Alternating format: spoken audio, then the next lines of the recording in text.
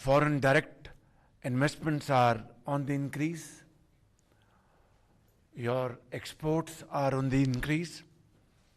You are bringing deep-rooted changes in your governance, including transparency and fight against corruption. Excellency, I hope you will be visiting Pakistan soon again to visit other parts of Pakistan and refresh your good old memories. Today, Excellency, we have had a wonderful one-on-one discussion and then bilateral discussion, and we covered a gambit of whole set of areas, including trade, investment opportunities, exploring new avenues of cooperation, strategic and defense cooperation, tourism, agriculture, semiconductors, green energy, skilled labor, empowering youth, and so on and so forth. I am absolutely fascinated by your wonderful, very reassuring and far-sighted talk. You threw light on various important issues, bilateral, multilateral, and focusing on how to promote and enhance our economic relations. I am extremely grateful to you and to your team for your categorical assurance that together we will, inshallah, find new heights to promote our trade, commerce, investments, and of course, non-traditional items which can have great potential for our bright future. Today, of course, we have discussed the possibility of exporting to your great country halal meat to the tune of $200 million per annum. A colleague of mine said, Prime Minister, you have revised your figure from 100 to 200. I said, that's how we achieve targets. And I'm sure, Prime Minister, I'll have your full support on this. I want to assure you from the core of my heart that we will not compromise on quality. We will not dither from our commitment, and we will meet your terms and conditions under all circumstances. And of course, we have discussed export of basmati, and you have been so kind to give us your word of honor that whatever the discrepancy is will be removed. And of course, there was a time when Malaysian boys and girls would come and get their education in Lahore, Karachi, and other places, King Edward Medical College, and so on and so forth. And today, as luck would have it, thousands of Pakistani students are now getting high quality education in Malaysia. I think we are very happy about it, because this is how we are going to, through joint collaboration and cooperation, we are going to synergize and get maximum dividends from our efforts and from our cooperation. Your Excellency, in defense cooperation and security cooperation, we are absolutely ready to further enhance this area through mutual cooperation, and your desire would be my command. Finally, I would like to appreciate on behalf of the people of Pakistan and my government and myself your very clear and very forthright stand on Gaza, oppressed people of Palestine, and of course this recent attack in Lebanon. I think our hearts, it's very heart-wrenching. In fact, it's heartbreaking to see this and watch this and read these stories day in and day out of innocent children being martyred, mothers, fathers being martyred in front of their young children, and cities after cities being demolished. I think in contemporary history, this kind of genocide, carnage, there's no parallel to that. I hope and pray to God that through our joint efforts, a ceasefire could be put in place as of yesterday, and peace is restored, and good sense prevails upon. Similarly, the unsettled question of Kashmir, Your Excellency, is a matter of great concern for peaceful world and of course Islamic world.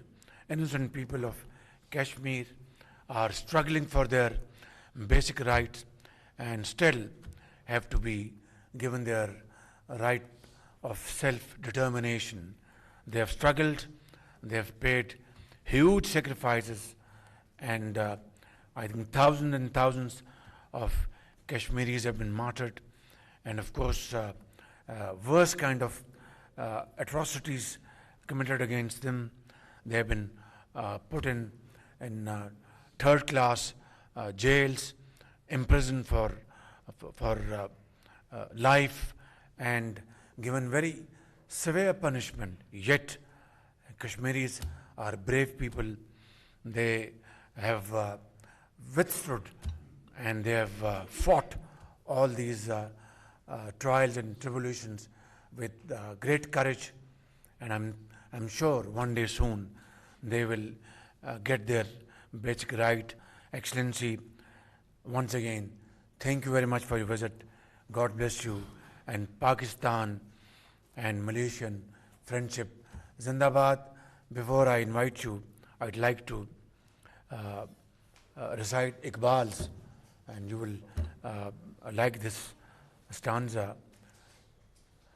He says very eloquently, Tamanna आबरू की है अगर गुलजार हस्ती में, तमन्ना आबरू की है अगर गुलजार हस्ती में, तो कांटों में उलझकर जिंदगी करने की खू कर ले, और नहीं ये शान खुददारी चमन से तोड़ कर तुझको कोई दस्तार में रख ले, कोई ज़ेबे गुलो कर ले.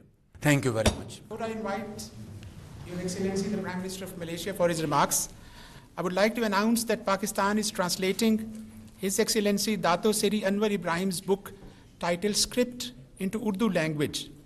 Script stands for sustainability, care and compassion, respect, innovation, prosperity and trust. These 6 values were selected because of how they integrate together and reinforce one another. The script acronym has been translated as Madani in Malay. It is the current national policy framework serving as a resource for understanding the essentials of governance, social justice, and community building. The book will be launched as soon as the translation is completed. Now I invite Your Excellency your remarks. Assalamu alaikum wa rahmatullahi wa barakatuh. Alhamdulillah, nahmaduhu wa nusalli ala rasulil kareem. Shukriya, Prime Minister Shehbaz Sharif, for the hospitality to my delegation, for your kind remarks, for your support, and not merely a friendship or diplomatic encounter, but for a brotherly spirit shown and the love and affection as brothers.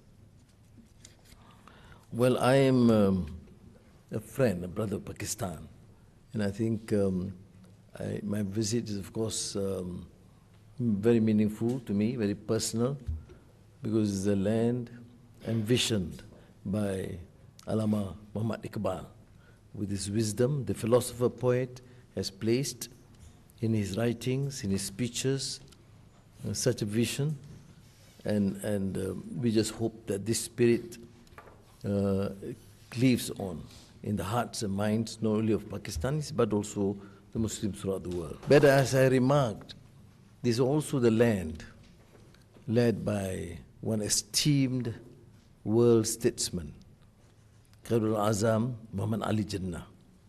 And I recall that many of my speeches, lectures, I have never failed to cite some of his brilliant speeches, including the compelling case for Pakistan in his 1947 Constituent Assembly speech. Now, we've had extensive discussions. It's amazing. It's only through not only bilateral encounter, but a trusted friendship that we can agree on a number of issues. And you have proven what many of us believe, very serious, very businesslike, down to earth, get things done. Thank you and, very much. I don't envy your colleagues. but it means well for the future of Pakistan. And so we'll meet next month in Kuala Lumpur, inshallah. The Joint Review Committee of the Malaysia-Pakistan Close Economic Partnership Agreement for the Joint Commission meeting.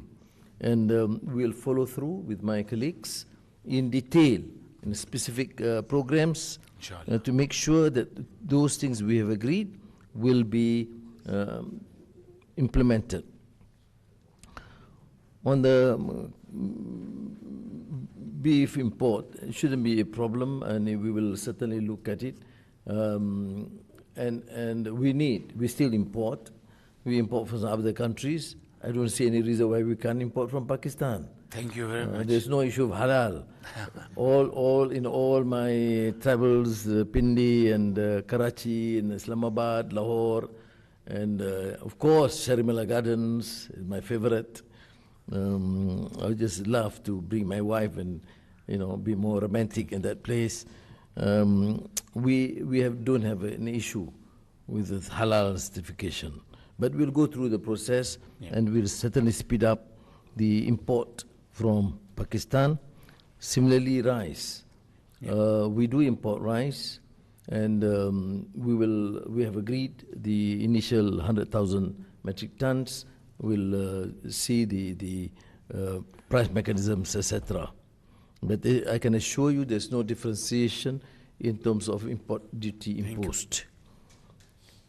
In fact, I'm pleased to announce to you that the trade office, Trade, will open next month in Karachi. On the issue of collaborations as skilled labor, we will certainly look forward, because our focus on the professionals required to satisfy the new demands, huge, massive investments, probably the largest in the ASEAN region in terms of IT, digital, and AI. And I'm pleased, alhamdulillah, that Malaysia is regarded as one of the important hubs for semiconductor industry. And we should be able to collaborate on that field too. We discussed in a variety of issues on special economic zone, on the issue of trade investments, on military and defense procurement, particularly in areas that you have been able to succeed, even in collaborating with Turkey. On flights, thank you very much for the additional 4 flights. Malaysia look forward to increasing that, because there are some triple sort of interest, triple numbers of tourists from Malaysia to Pakistan. That which sees the potential of this beautiful country. And I think in this relation, we would certainly welcome Pakistani tourists into Malaysia. Our only advantage, not only advantage, one of the key advantages is that we have warm water throughout the year to swim, as long as you wear something. Now, on EV and car, there are specific areas. I wouldn't dwell on these subjects because I think many of the issues have been discussed and we are supposed to follow through. But you did mention about the some of the international concerns. I followed your speech at the United Nations General Assembly, a compelling case to respect human rights, justice all over the world, and you made a compelling case for Palestine and Gaza. And we appreciate your stance, and it is being followed, it's viral, and admired by many of those who believe in freedom and justice. Okay.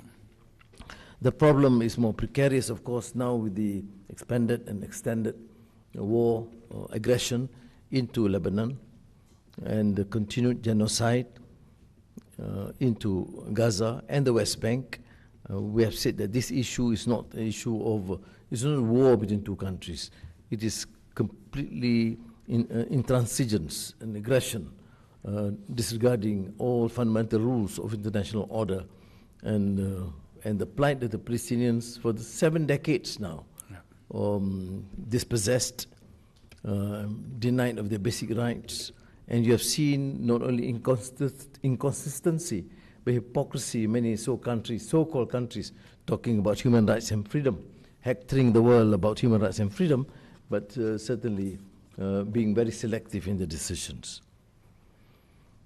On Kashmir, which you discussed, because we have said clearly that we are committed to support the United Nations Security Council resolution. Thank you. But the concern of human rights concerns is, of course, our concern.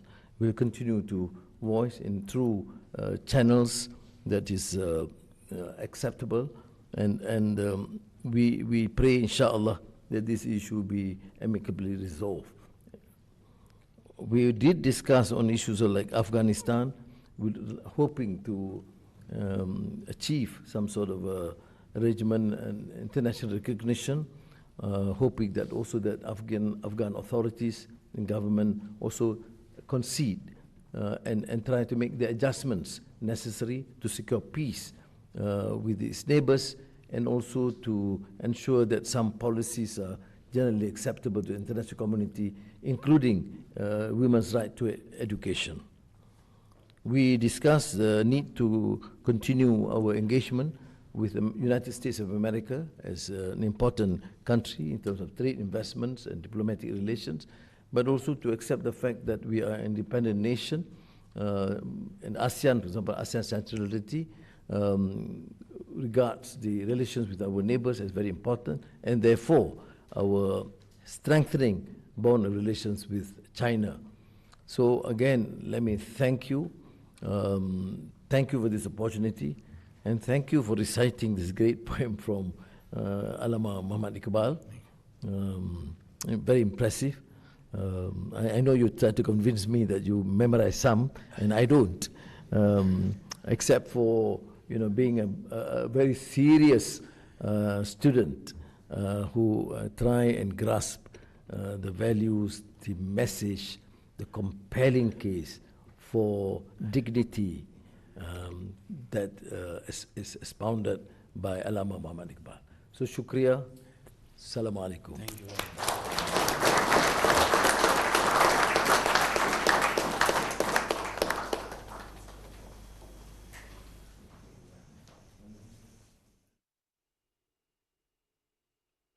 वज़ीर-ए-आज़म मोहम्मद शहबाज शरीफ और Malaysian हम मनसब की मुश्तरका news conference